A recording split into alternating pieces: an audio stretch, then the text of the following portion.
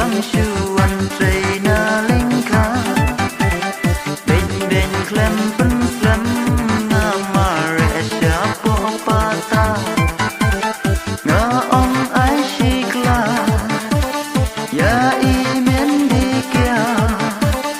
bangat no so krai ka met ka pa ngan mat shikla kan ba nang di nang bang si teng kam pan biang ka om pen dam bian sa si teng pan dap i wei Peter,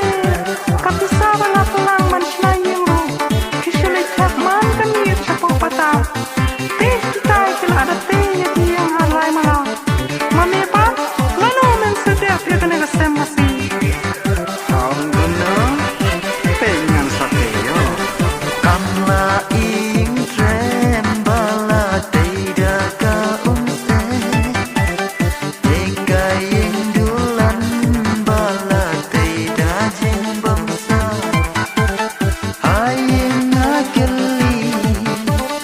yala imen kni kinya lai thu jan ban ramai ban jam manga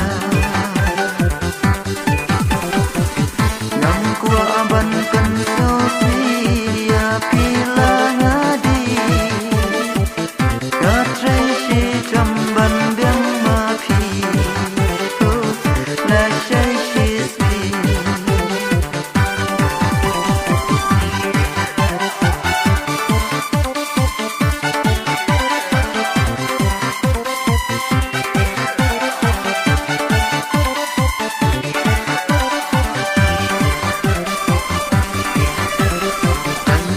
maka kya se men kni phi pan ya kla